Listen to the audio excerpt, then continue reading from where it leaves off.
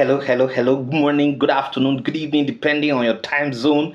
Welcome to my channel. My name is Ogbanje Joseph. Please subscribe to this channel, share, like, as well as drop a comment on the comment section. So today, our lecture today is titled The Theories of Multinational Corporations. Theories of Multinational Corporations. Now, in political economy and development studies, okay, there are basically two types, paradigms. We have the liberal school of thought and the radical school of thought. The liberal school of thought and the radical school of thought. Now, there are so many theories that can be used to explain the operation of multinational corporations, particularly in the third world countries. Now, these theories are, we have system theory, we have the world system theory, we have the dependency theory, and several other theories. But according to Professor Sadiq Abba, okay, there are different theories that explains the relationship between multinational corporations and the state. And according to him, they include the following. According to Professor Sadiq Abba, the first theory that can be used to explain the relationship between multinational corporations and the state is the mercantilist theory. That's the first theory. Mercantilist theory. According to him, this theory was dominant. This theory was the dominant argument of the apologists of multinational corporations between between the 1950s and the 1980s. Now, the theory argues that multinational corporations act, as a state within a state in their host country, and they are tools of their parent countries. According to him, they are more focused, more organized, and more viable than their host countries. This school of thought believes that the multinational corporations should sit with the leaders of their host countries, to define their business, to define how their business should be done.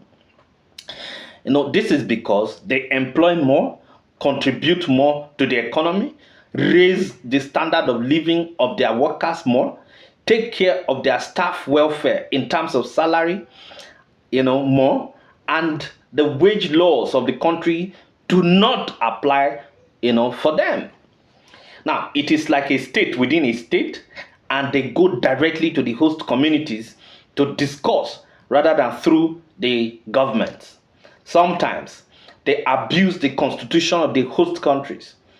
Now, they are states on their own, and they also determine who wins an election and who doesn't. Now, the case of Buhari and Goodluck, during the 2015 general election is a case study. This is because the multinational corporations, now a whole lot of the multinational corporations actually wanted, Buhari, they wanted the Buhari candidature. And so because of that, they did everything to support the Buhari presidency, and that was how he actually emerged as the president of the country.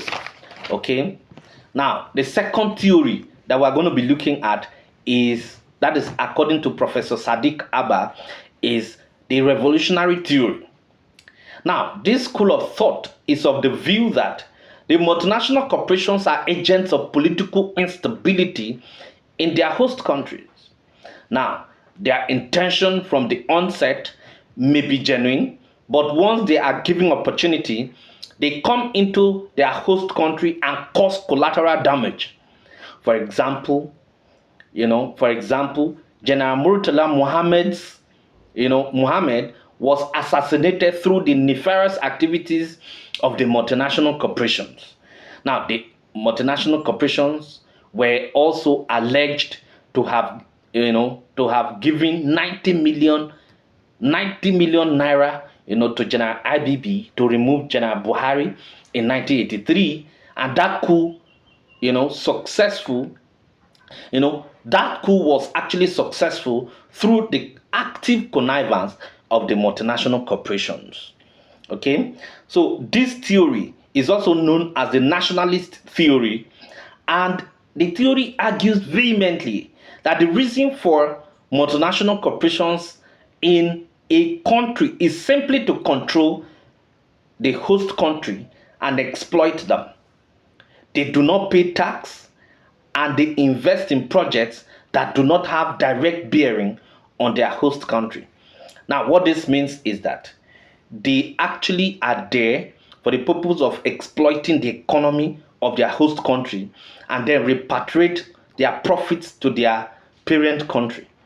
Of course, that is actually the reason these multinational corporations actually exist in these countries.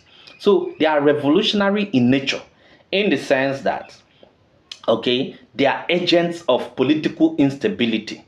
Now, if a government is actually not doing their bidding, what they do is to actually, what they do is to undermine such a government. And once such a government has been undermined, you know, such government will not actually get the support of her citizenry.